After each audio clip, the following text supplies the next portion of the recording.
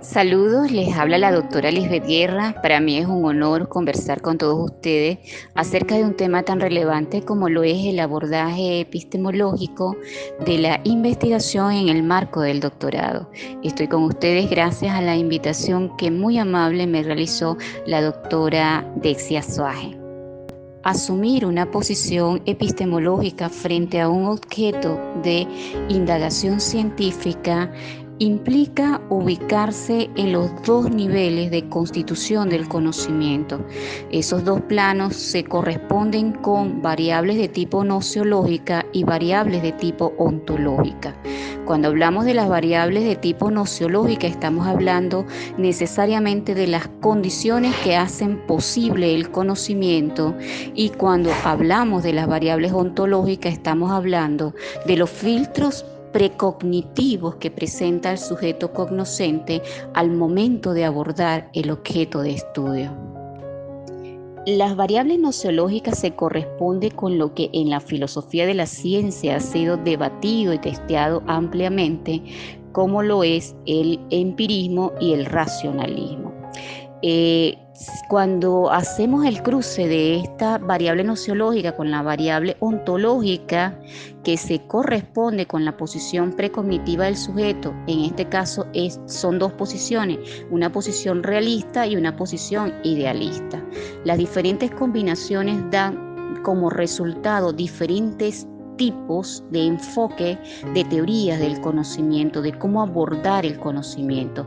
Una primera perspectiva está relacionada con la combinación entre empirismo y una posición realista. Entonces, un enfoque empirista realista que se corresponde con lo que nosotros conocemos como el positivismo lógico, todo lo relacionado con el Círculo de Viena, e incluso abarca también todo lo relacionado con el neopositivismo, todas esas tendencias que tienen como fuente principal del conocimiento la experiencia, y se centra la relación, se vuelca la relación y la búsqueda del conocimiento hacia el objeto de investigación.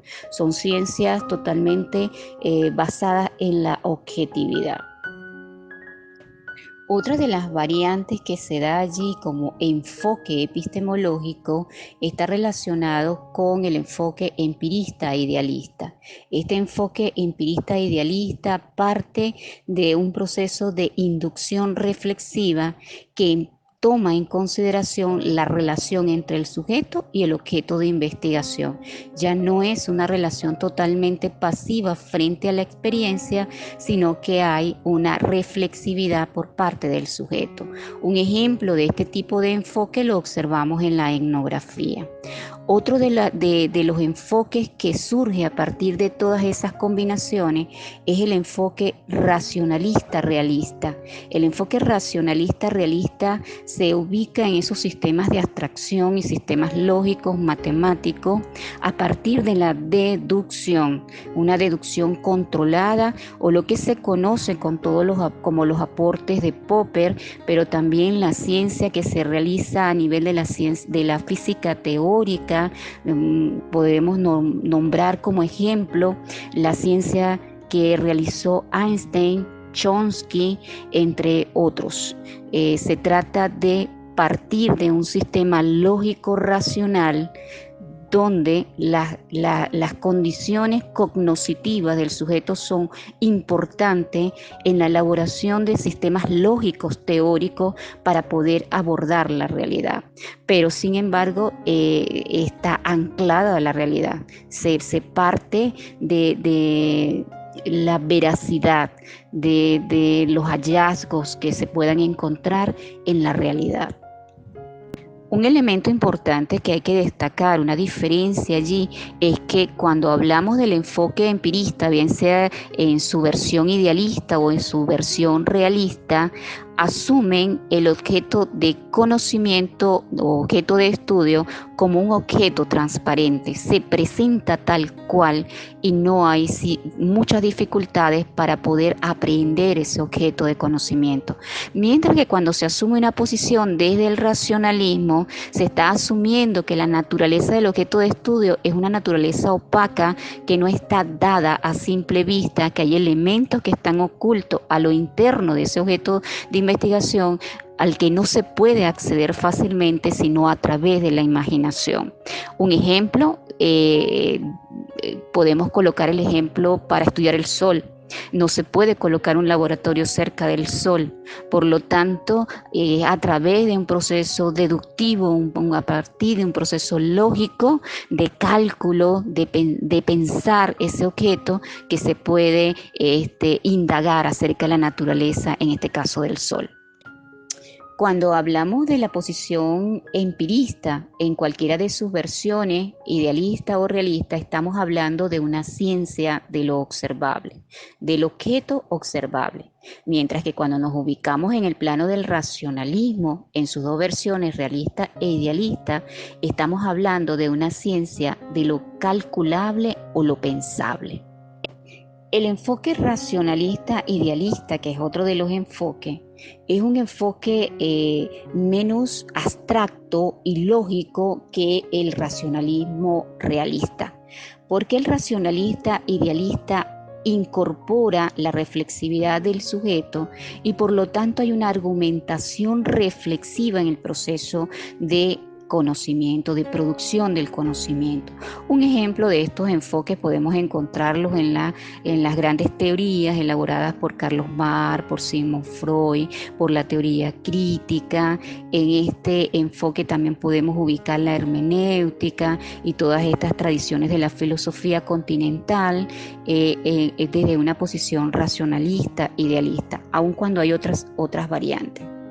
Hasta ahora hemos conversado acerca de 4 enfoques y los repito: el enfoque empirista realista, relacionado con las mediciones, experimentaciones, inducción controlada; el enfoque empirista idealista, relacionado con una inducción reflexiva que incorpora al sujeto, colocamos como ejemplo la etnografía; un tercer enfoque, el racionalista realista, colocamos como ejemplo a Einstein y a Chomsky; y el racionalista idealista, que colocamos como ejemplo a Carlos Marx, a Sigmund Freud y otros grandes autores.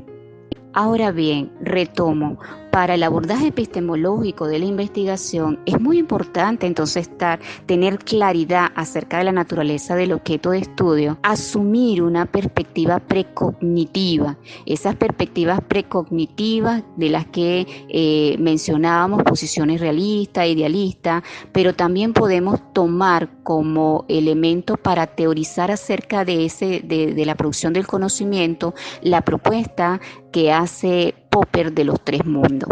Popper establece que la dinámica de la producción del conocimiento científico se mueve en 3 mundos. El mundo 1, que es el mundo del objeto, es decir, hay una relación pasiva y volcada hacia el objeto de conocimiento, una ciencia totalmente objetiva. Hay otro nivel que es el mundo 2, que es el mundo del sujeto, de la subjetividad, de los contenidos de la conciencia, de los elementos cognitivos, todo lo relacionado con la subjetividad. Por lo tanto, él lo denomina el mundo 2, la importancia reflexiva del sujeto en la constitución del conocimiento, y elabora un tercer mundo, que es el mundo de lo simbólico. El mundo de lo simbólico implica los elementos, los diferentes entes que están presentes en el entorno en el que se hace ciencia. Entonces estamos hablando de elementos sociales, políticos, económicos y de lo que conocemos como intersubjetividad. 3 mundos. Hay ciencias que se ubican en el mundo 1, ciencias que se ubican en el mundo 2 y ciencias que se ubican en el mundo 3. Ahora bien, tomando en consideración los marcos presuposicionales que están detrás de cada una de estas formas de hacer ciencia relacionadas con diferentes mundos, mundo 1, 2 y 3, vamos a conversar un poco acerca de la distinción epistemológica que nosotros hacemos entre lo cualitativo y lo cuantitativo. Siempre hablamos, voy a asumir una posición desde las metodologías cualitativas o voy a asumir una posición desde las metodologías cuantitativas. Esta clasificación es insuficiente dado que es una clasificación que establece la dicotomía entre lo subjetivo y lo objetivo, ignorando por supuesto el tercer mundo, que es el mundo de la intersubjetividad.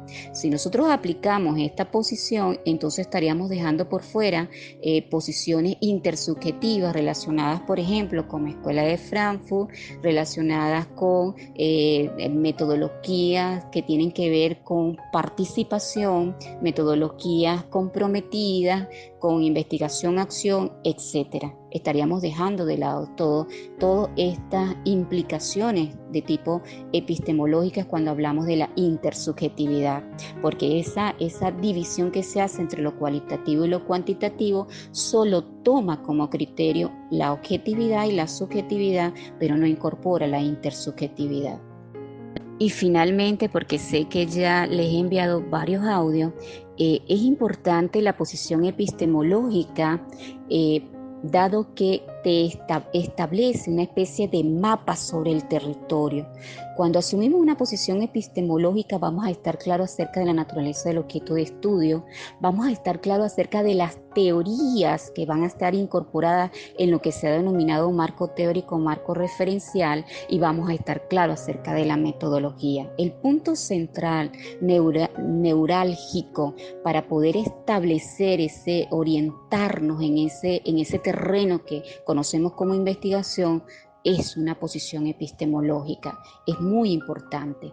Una de las cosas que yo he observado es que hay muchos estudiantes en todos los niveles que creen que el marco teórico es una especie de formalismo, de adorno que está allí en la tesis e incluyen cualquier cosa en el marco teórico, y muchas veces le coloco el ejemplo, asumen una posición subjetivista del mundo 2 y en el marco teórico incorporan teorías racionalistas de corte realista. No se dan cuenta de que en el momento en que están seleccionando los autores que corresponden a diferentes tipos de teoría, tienen que observar que esos autores correspondan al programa de investigación relacionado con la posición epistemológica en la que está ubicada el objeto de estudio o la posición metodológica. Con todas las reflexiones que he compartido con cada uno de ustedes, quiero dejar clara la importancia del componente epistemológico en la formación del investigador. Creo que es una de las tareas urgentes que tenemos todos los investigadores, porque eso nos habilita metacognitivamente para ejercer el quehacer científico, la actividad científica como tal. Bien, y finalmente pues me despido de todos ustedes. Fue un honor haber compartido estos pequeños micros de conocimiento acerca del abordaje epistemológico. Saludos y mucho éxito en sus actividades.